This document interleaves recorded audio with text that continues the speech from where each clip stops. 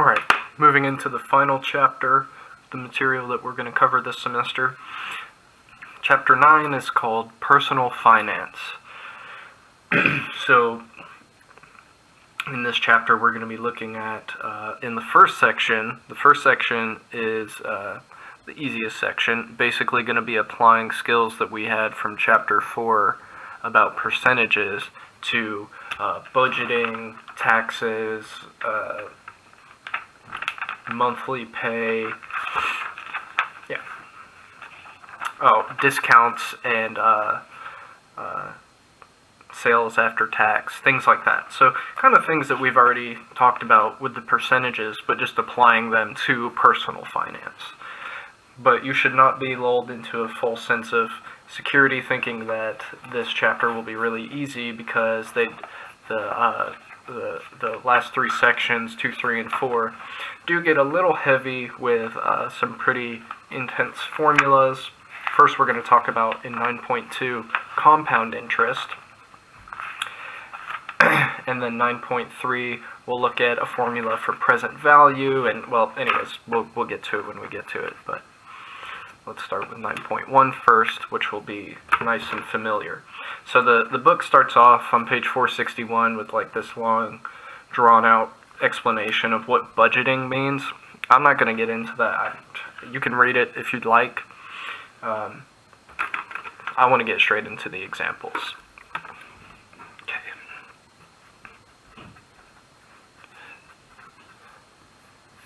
So I'll work through these examples, and then I might find some problems in the book to work through as well, the exercise problems. And I'll give you some exercise problems to work on your own too for extra practice. Okay, so example 1 says determining federal income tax. Okay. Jamie graduated from college in 2013 with a degree in accounting. Her first job pays an annual salary of $52,000. So I can say annual salary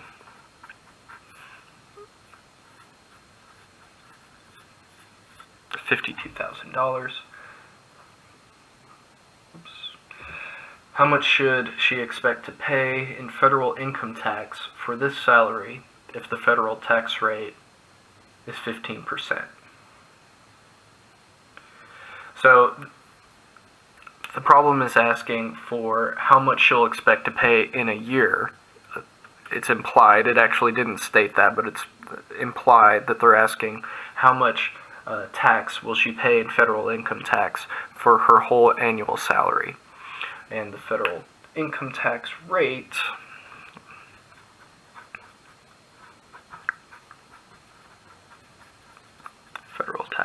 is 15%. Okay. Essentially what we're doing here is we're saying 15% of her salary goes to federal tax. How do you find 15% of $52,000? You just multiply, right? Percent of a number means you multiply the percent by the number. But first you've got to convert the percent to a decimal. So we've done this, right? We've done these percent problems. This could be turned into what is 15% of 52,000, right? And that's that kind of percent amount base style problem. So we're going to have 15% times 52,000, which is the same as 0.15, converting it to a decimal, times 52,000.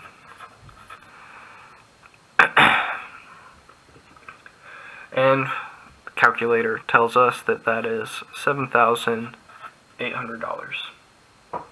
So that's how much of her income will go to federal taxes per year, assuming this annual salary. Alright?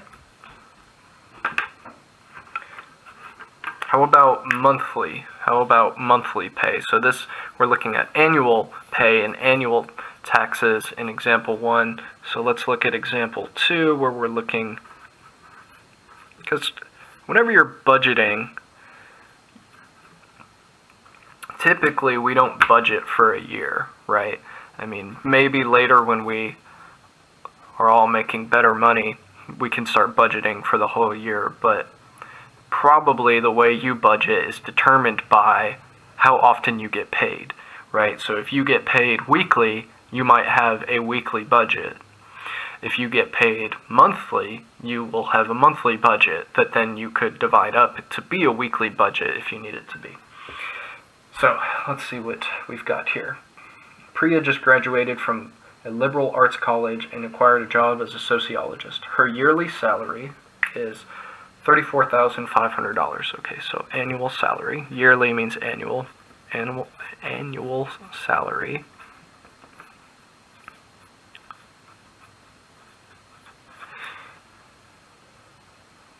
$34,500. If the federal tax rate is 15%, Social Security tax rate is 6.2%, and unemployment tax rate is 6%, determine the following. We're going to want her yearly taxes and her monthly take-home pay. Alright, so take-home pay is going to be her pay after taxes. Her pay before taxes is called net pay or net income. Or sorry, no. Her net income is what she takes home. Sorry. Alright, I said that backwards. In case there's any confusion, they literally put net income in a box at the top of the page on 462. Okay, so federal tax rate is the same as it was for example 1. 15%. Then we've got Social Security. I'm just going to abbreviate, say Social Security instead of also putting tax rate. That is 6.2%. And then unemployment is 6%? Yes, 6%. Okay. Part A asks us to find her yearly taxes. Well, it's going to go very similar to how we did the first problem. We'll convert each of the percents to decimals and multiply them by her annual salary. This is her salary before taxes. And we'll have 3 separate tax amounts, but we want her total yearly taxes, so we'll take those 3 separate amounts and we'll add them up. All right. So we'll say, first problem, can I just jump straight to 0.15, that's a 15%, times 34,500. Then I'm going to have, now recall, the quickest way to get a percent as a decimal is just divide it by 100, right? You can say scoot the decimal place left by 2, but if that confuses you or for whatever reason, just punch 6.2 into your calculator and divide it by 100. 0.062, that's the Social Security, and then 0.06. Okay, each of these is a question for the calculator. The first one is $5,175. Second one is $2,139. And the last one is $2,070. And remember, these are 3 separate tax amounts, so we're going to add them all up.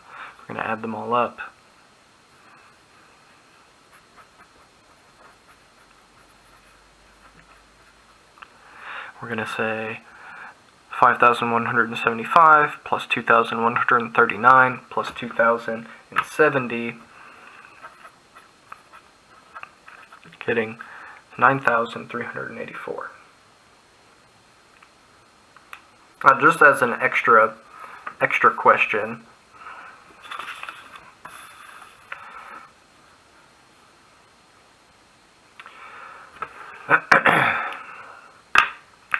what is this as a percentage? So I'll call this A prime, part A prime. What percentage of her annual salary goes to taxes? Annual salary. So we know them all individually. What percentage of her annual salary goes to taxes?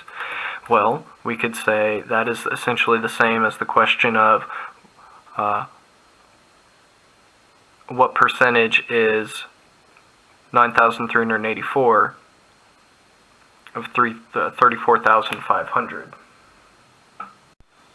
Did I say that backwards? Let me restate that because I think I said it backwards from how I meant it. What percentage of the base 34,500 gives 9,384? So we're saying some percentage that we don't know times that base 34,500 is going to give me 9,384. How do we find this? We divide by 34,000.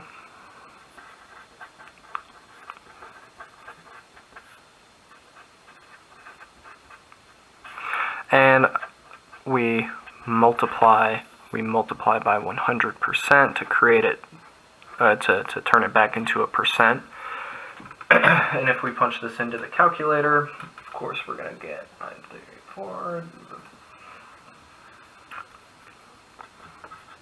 27.2%. Can you think of another way that you could have found that? Probably just by adding up the percents, right? The 15, or here they are, these percents. Would that work? It would. In this case, it would. So percents can be finicky, but in this case, if you wanted to know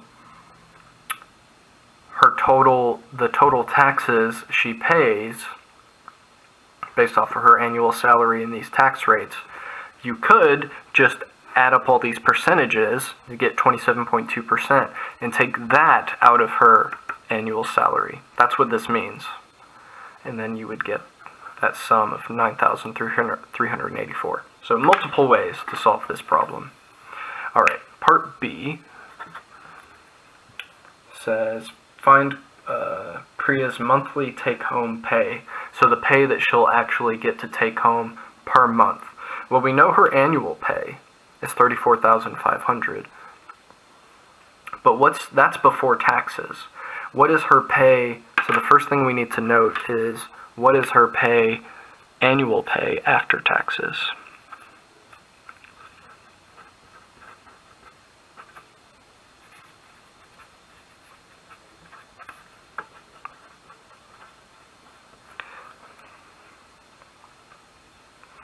Well, it's going to be her annual salary before taxes minus her annual taxes that are removed from her pay, and we're getting $25,116.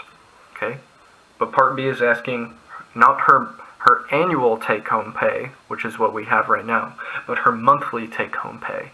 So of course, what do we do to get monthly from annual to monthly? You just divide by 12, right? I'll leave the dollar sign off while I'm doing the math with it. This is divided by 12, going to give us answer in dollars of $2,093, and we'll say per month to emphasize that is the monthly pay. Monthly take-home pay after taxes. This is the number she would want to base her monthly budget on. Okay.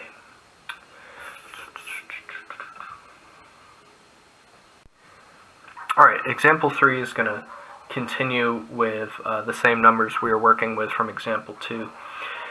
So example 3 says, in example 2, Priya had a monthly net income of $2,000 or $2,093. Use the steps to create a budget to allocate Priya's monthly income if her expenses consist of the following, and then they give us 5 expenses there that all sum to $1,810. Now, on page 461, they actually gave steps to create a budget. Steps 1 through 4. Calculate monthly and periodical income. Calculate monthly and periodical expenses, so bills, and anything else that you're spending money on consistently. And then obviously subtract, right? Like, how do you figure out how much you're going to have left over? You subtract expenses from your income, and then allocate any remaining funds to whatever you want to allocate it to. A savings account, emergency fund, long-term goal, whatever you need to allocate it to. Which I feel like those 4 steps are very intuitive. They're very intuitive, right? But we'll play along with what the book does, and we'll actually list them out. So first of all, let me just get this data down. Monthly pay. Okay. So step 1 is already done, right? This is step 1, to figure out what your monthly pay is. Step 2 is to determine monthly expenses, but we've already got those all listed.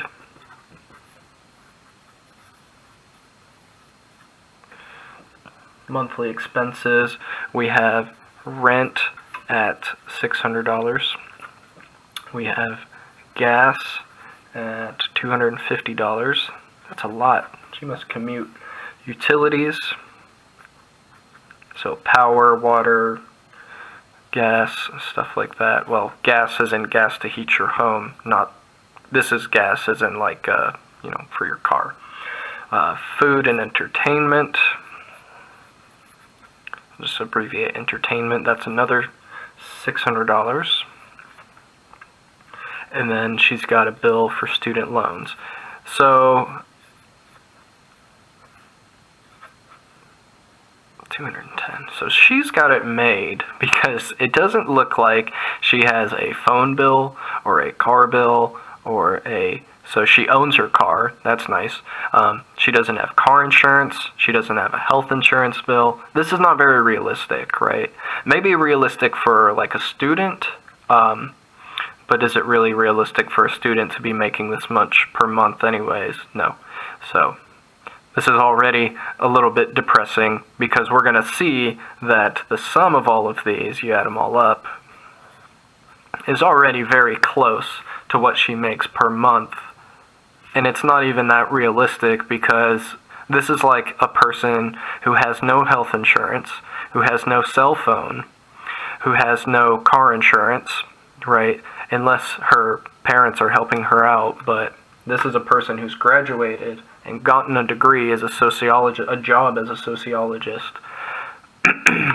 Anyways, I don't want to go on a rant about how messed up that is. But anyways, okay. So what are we doing now? Step 2 is to determine monthly total expenses. That's done. That's step 2. Monthly expenses. Okay, step 3 is to subtract, right? Step 3 is to subtract. So we'll say 2093 minus 1810. I don't even know why I'm setting it up to do it by hand, because I'm just going to ask the calculator, and I'm going to get $283.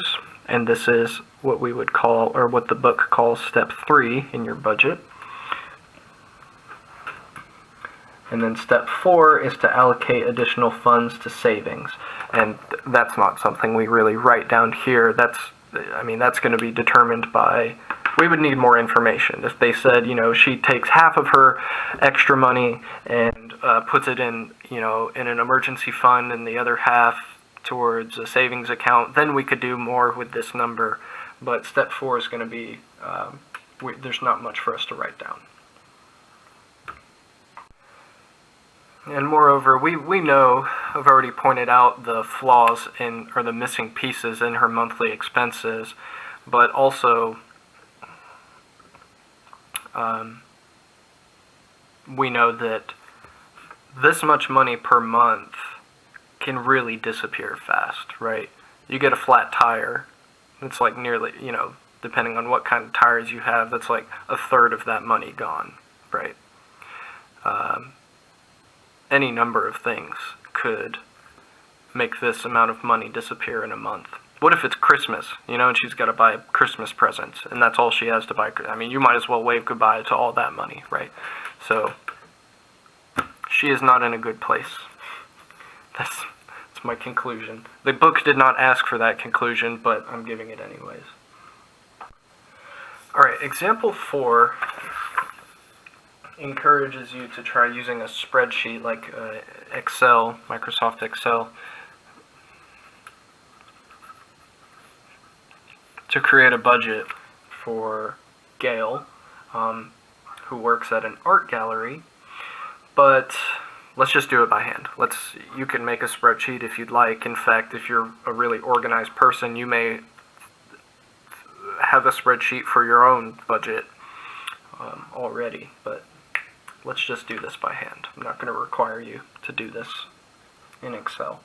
So we know her annual income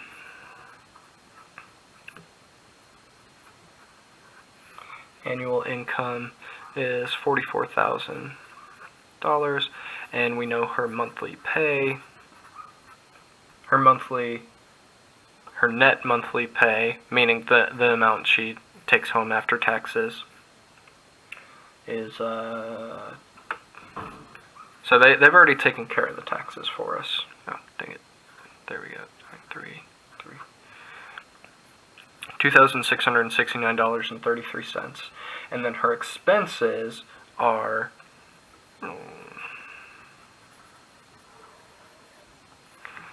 rent at, okay, there's her expenses. This one's looking a little bit better because it accounts for insurance and phone, though $300 a month for food seems a little low to me. Alright, video cut out on me there, but I'm just picking up with example 4. I was about to find her monthly expenses, so just adding all of these up, plus 40, plus 65, getting $1,615. So I've got steps 1 and 2 done. Monthly pay is step 1, monthly expenses is step 2. Step 3 is to find that difference, so 2669.33 minus 1615.00. Okay, so 2669.33 minus 1615 is 1054.33. So she's in a better place with her money than the person in the previous example. Okay. Now, we also know that, in addition, Gail receives $30 a week on average from a side consulting job. Okay, so that is something that we need to take into consideration before doing this, actually. So let's get rid of that, and let's make sure we read the whole problem before we find her total, her extra money per month. So her monthly pay is going to be an extra $120 per month because she makes $30 a week on average from a side consulting job. So taking that $30 a week, which they give us as an average, scaling it up by 4 to be monthly, I'm getting a new monthly pay, but also she gives $45 a month to charities. So we also need to expenses, we need to add $40 here. So we need to adjust her monthly pay and her monthly expenses. Her monthly pay becomes, $2,789.33, and her monthly expenses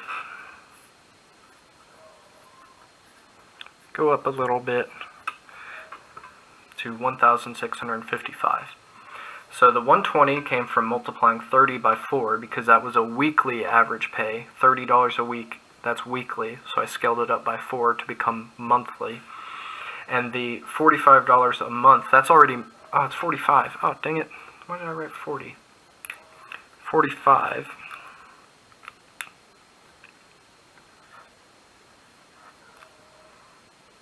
$1,660. There we go.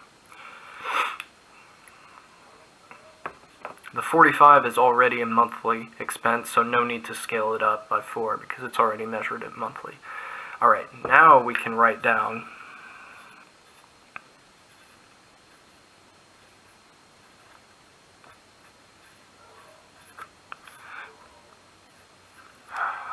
the difference of her monthly pay and her monthly expenses.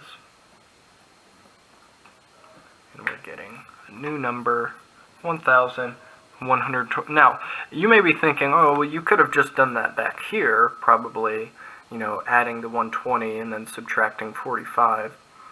Sure, but it's more appropriate to have all of your monthly pay and then all of your expenses, monthly expenses, and then to find the difference. It's just, that's how you would do it too in a spreadsheet if you asked a computer to do it. Like, we understand that it can be done on the back end from right here, but if you're going to ask a computer to do it, doing it this way, having everything lumped here, and then finding the difference, that's going to be the more efficient way. Now, of course, the rest of example 4, the solution, is all about putting it into a spreadsheet. You can read that if you'd like, but I'm not going to require you to do anything like that. But they do reach the same conclusion at the very end. We can now see that Gail has $1,129.33 to put towards expenses not in her budget each month. Alright, good. Alright, so the next few examples are going to have to do with prices and discounts of items, percentage discounts and such. So we should know the list price of an item is what it's listed as on the shelf. The price of an item as it is listed for public sale, as the book puts it. We should also know what a discount is. A discount typically is given as a percent, like 25% off or something like that. And it's something that you subtract from the list price. And a sale price, the way the book states it, is sometimes called the net price, is going to be the actual cost of the item after the discount is applied. So of course that's going to be, if you've got the price of an item on a shelf and you know its percentage discount, obviously the implied problem there is to figure out what is the new price of the item. That's going to be its sale price. Okay. Example 5 is finding the sale price. So Tennis Star Shoes is having a sale, alright? A pair of shoes has a list price, so this is what it's listed as, list price of $129.99.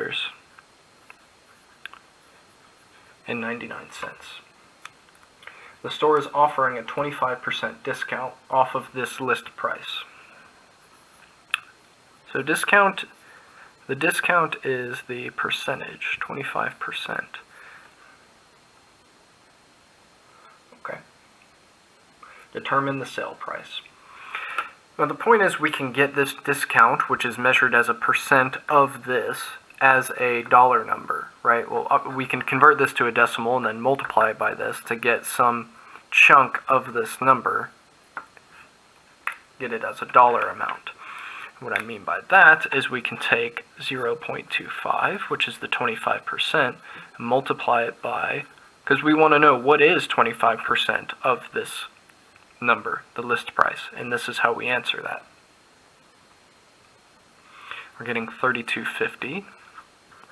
That's the discount. So I could say the discount is 25% from that, or of that. In other words, if you wrote it as a dollar amount, if you're thinking of the discount as a dollar amount, there it is. That's critical to this problem. The sale price is going to be the $129.99 minus the discount,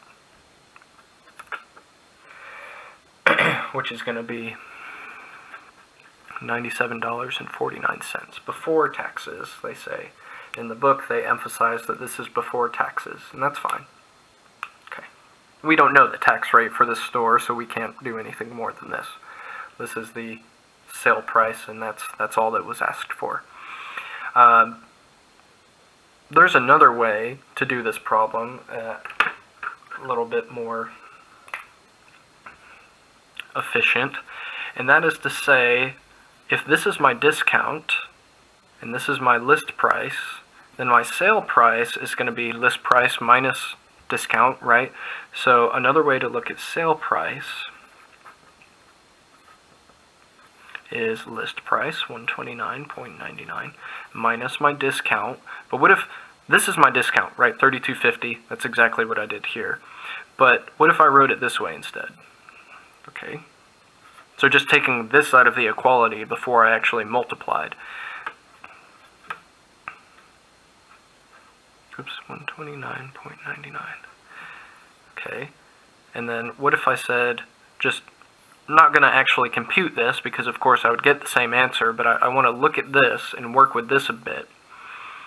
And notice I can factor out that list price because it's listed here and here. I can pull it out using the distribution property in reverse, factoring out a number. This just turns into a 1, and then this second number turns into 0.25. So I'm pulling 129.99 off of both of these numbers, which of course just leaves a 1 in the place right here in this position. Okay, and then I can say, well, 1 minus 0.25 is 0.75.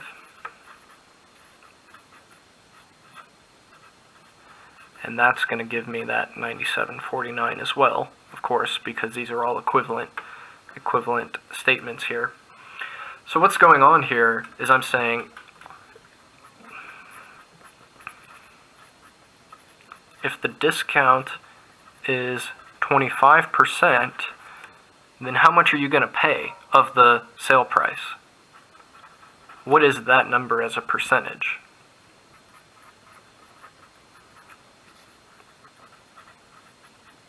%, right?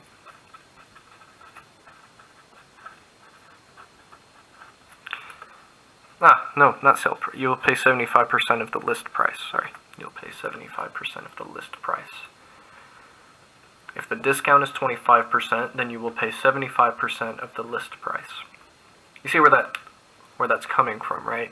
100%, which is the list price, is 100%, just the total, the actual number. Take away 25%, you're left with 75%. Okay, these are both legitimate ways of doing the problem. Whichever way makes more sense to you, you can do it that way. Okay, this time we are given the list price and the sale price and asked to find the discount as a percentage. So this is straight back to our percentage problems, looking at percent, amount, and base. Clearly we're looking for the percent here because they say what percentage is the discount. We just got to determine which number is the amount, which number is the base. Let me actually read the full problem here though. Andrea bought a stereo on sale for $198.45. All right.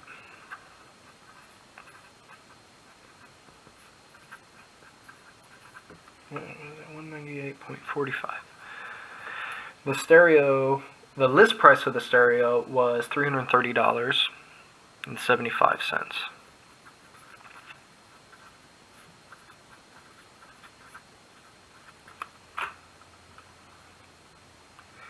What percentage is the discount? So we're looking for the discount here. We're looking for the discount. Okay. Now, we need to make sure we know that we have to do some work with these numbers before we can get to a point of finding our base and amount. One of these numbers is our base, but the other one is not the amount that we're looking for. Okay, what we need to do first is discover what the discount is as a dollar amount.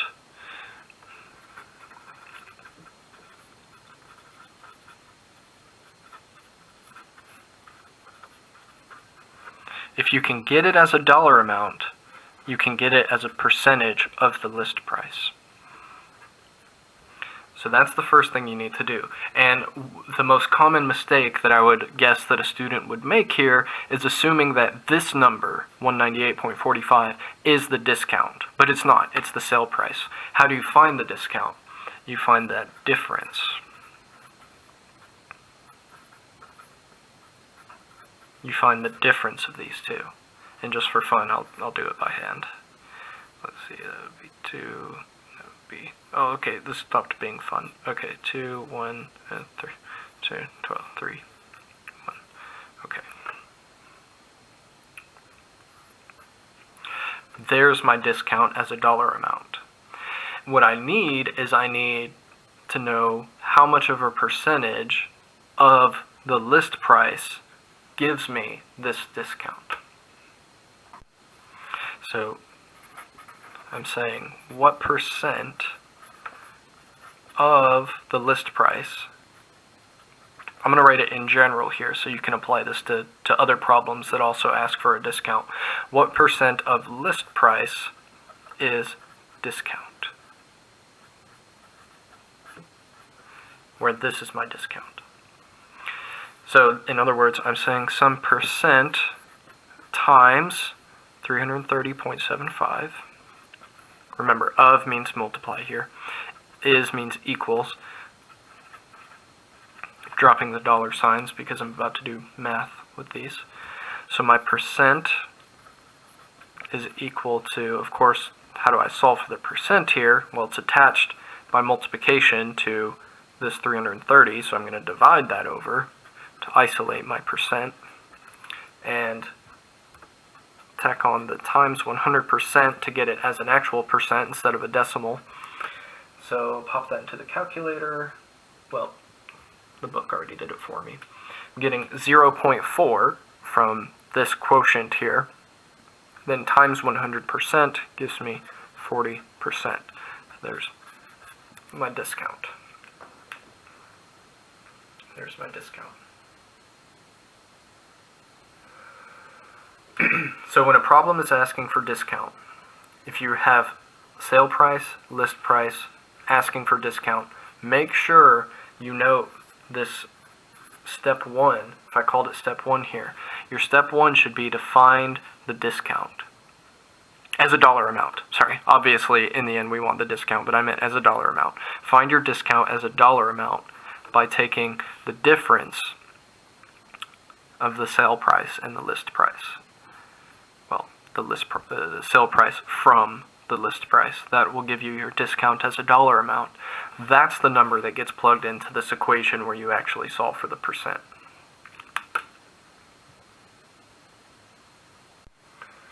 Examples 7 and 8 deal with percentage increases and decreases. So just in case, well, and overall you can call that percentage change. So just in case you've forgotten, percentage change,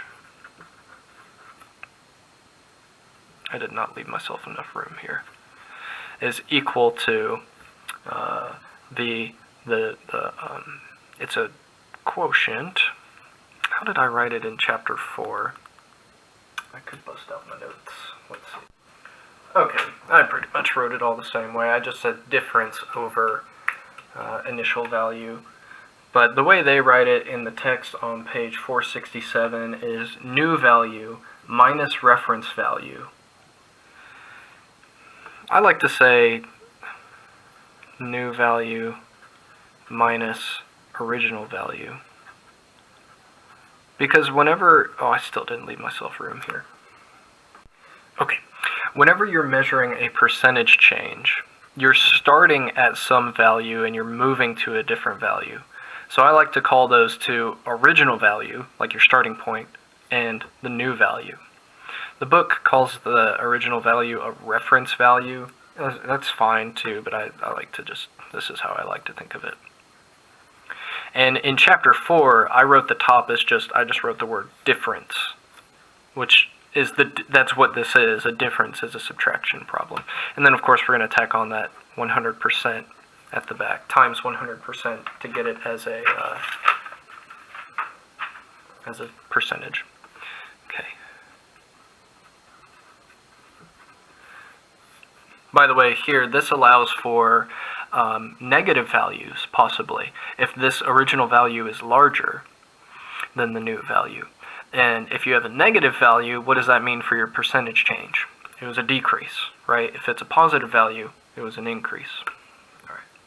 Example 7 says we're going to compute a percentage decrease. Freddie bought a tablet PC for $1,200. 1 year later, the same tablet PC cost $900. Determine the percentage decrease for the price of the tablet. Okay, so the original value, let me see, here we go. Original value, $1,200. New value, $900. Plug them in. Not much more to say there. Plug them in. 900 minus 1,200 divided by 1,200 times 100%. Of course, order of operations tells us to do this before the division, because technically, I mean, I know division comes before subtraction, right? But technically, this is all grouped up here in the numerator. So we definitely do the subtraction first, which would be, so the reason I'm making a big deal out of that is if you plug this into your calculator, if you just kind of arbitrarily go, okay, 900 minus 1,200 divided by 1,200, you're going to get 899, because your calculator is going to think you want to do 900 minus and then 1,200 over 1,200. So the important thing to note here is that this is technically wrapped in parentheses here. So if you do want to use your calculator for this whole thing, make sure you're using the parentheses buttons. Wrap that numerator in parentheses. The way I was going to do it, though, is just go ahead and find that difference and just put that, bring that down. Negative 300, just doing that separately, and then dividing this would be, that's 1/4, right? 3 out of 12, canceling the extra zeros. That's a quarter, 0.25, it's negative. Times 100% is going to give me negative 25%. And like I said, if it's negative, it was a decrease. I mean, they already told us it was a decrease anyways. But in case it wasn't clear enough, there's a negative percentage. All right. Now, also recall that if you've got multiple new values going on, like so this is from 1 year to the next. What if they told us the next year the value was $800? Then there's potential for 3 different types of percentage decreases. So let me say,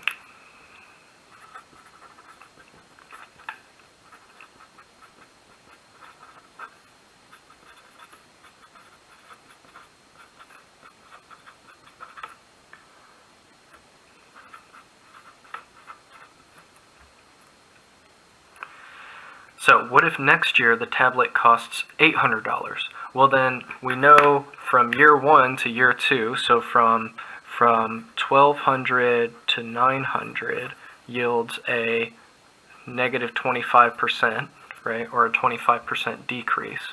What about from 900 to 800? 900 to 800, what is that as a percentage? So I could find the difference, 900 to 800, so I would do 800 new value minus 900 equals negative 100.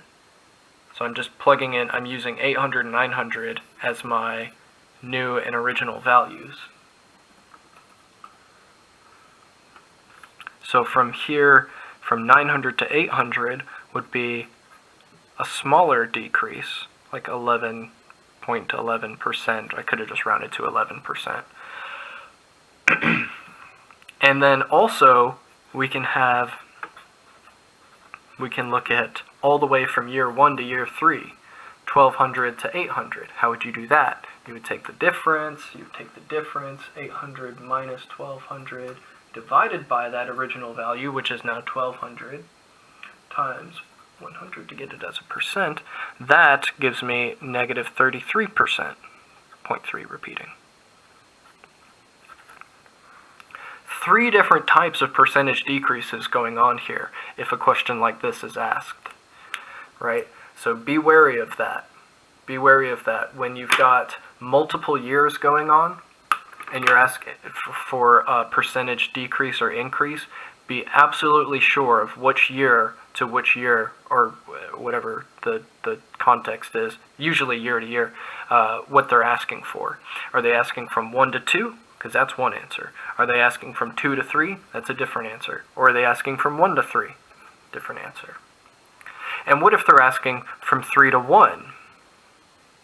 What if they're asking from 3 to 1? Different answer again. What would that be? What would that be? Well, it would be the same as this, except not negative, right? Okay.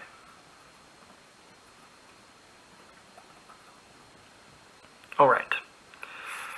Let's look at example 8.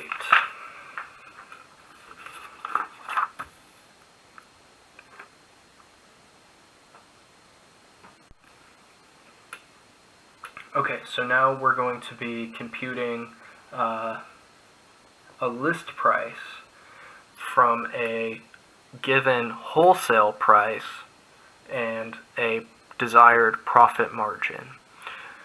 So they call this, example 8 at the top, they call it computing percentage increase. That is a bad name, because that implies that we would be using that formula that we just used for computing the percentage decrease in example 7. It's not what's going on here. Instead, this is going from a wholesale price and a profit margin to a list price. In other words, we're not the consumers at this point. We are the salespeople. We are buying a bike at a wholesale price of $450.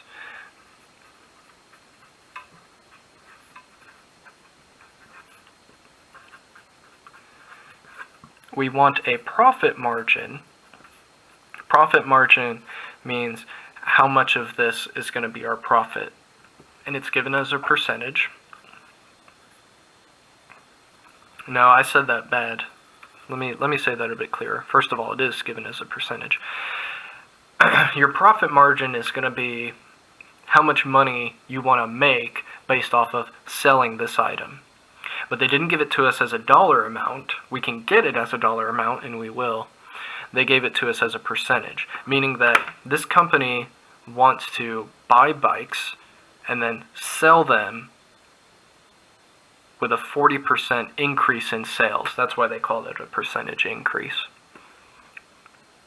So they should be making a profit margin of 40%, meaning this much more money back from selling the bike.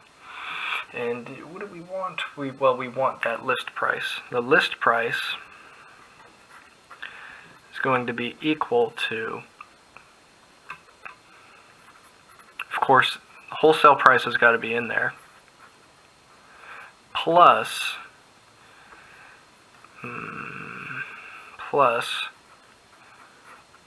profit margin times wholesale price.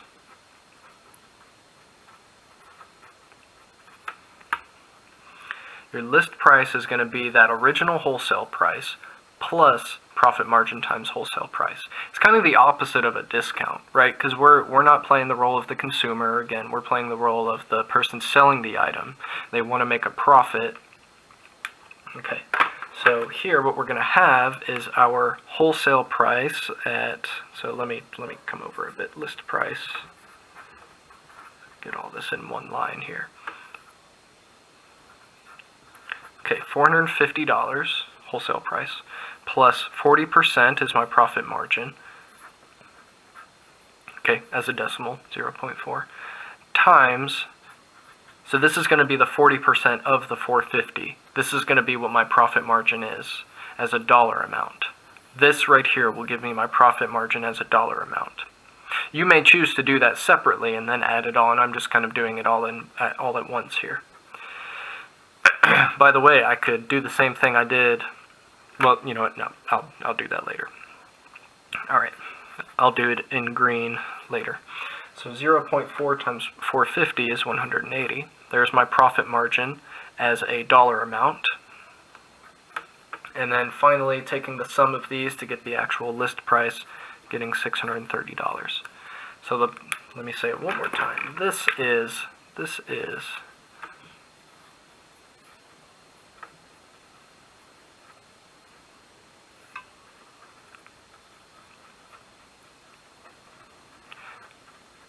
that is the profit margin as a dollar amount based off of the wholesale price. Okay, I said like there's another way to do this problem. There is, kind of points out another way of looking at it.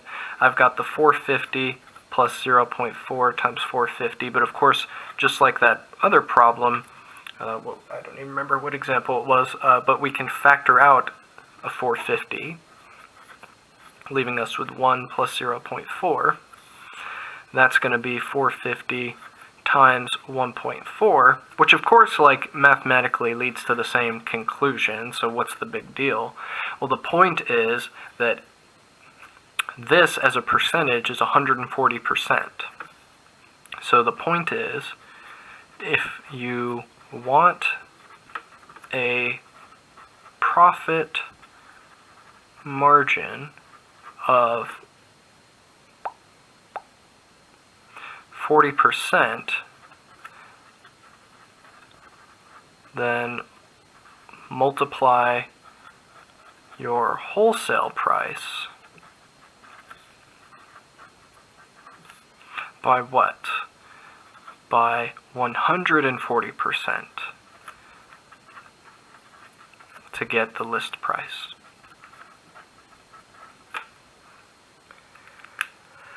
It's the same thing, right? It's saying the same thing, just looking at it from two different points of view. The first way I did it, I had the wholesale price, and then I found the percentage of the wholesale price that's going to be my profit margin, and then I added them together. Here I'm saying, well, if I have my wholesale price, that's 100% of that item, and then my profit margin at 40%, add those percentages together, gives me 140%. And then I'll just take my wholesale price and multiply by that new percentage. Which, of course, that's what 1.4 is, the 140%, right? That's the point right there. So, that's all the examples, but I want to look at this skill check problem. It's called skill check number 4.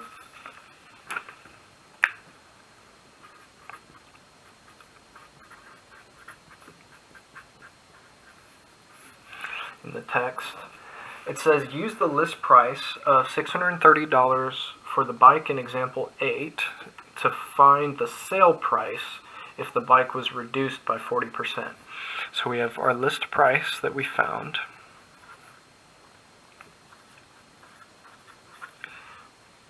We have a discount of 40%. And we want to know the sale price. The sale price.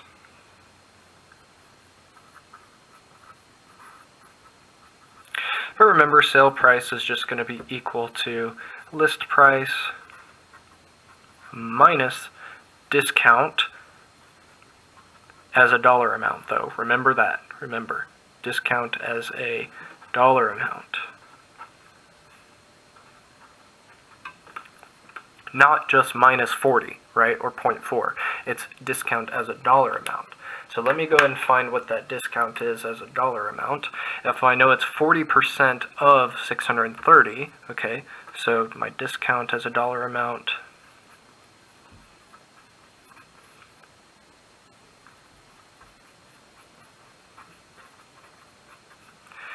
is going to be 630 times 40%, or 0.4. 0.4, that's going to give me, what? 630 times 0.4, there we go. $252.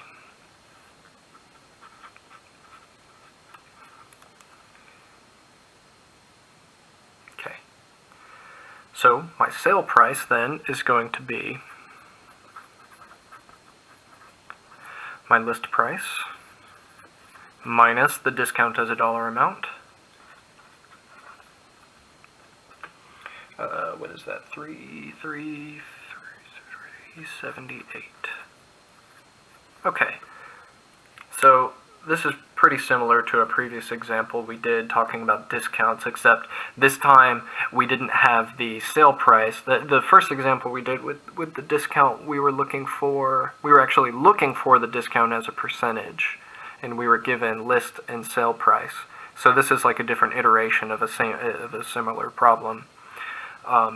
But again, emphasizing that when you take your discount away, you're getting that discount as a dollar amount here.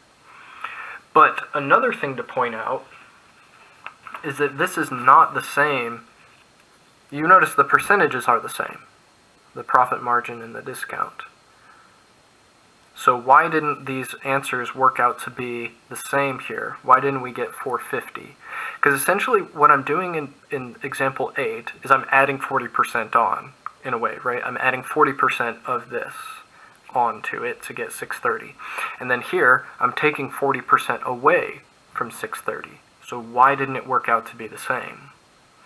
Well, because this 40% is based off of 450, which is a smaller number. So this 40% gave me this 180, whereas this 40% is based off of 630, a larger number. Gave me 252. Oh, there it is, 252. So percentages are relative, right? They're relative to whatever number you're taking them from. If you're taking 40% of 450, you should expect a number that would be smaller than 40% of 630. Okay, good. Let me find some example or exercise problems for you to look at. Okay, try these 4 problems as a part of a review for when you're reviewing for the exam that covers this section. 1, 7, 8, 13.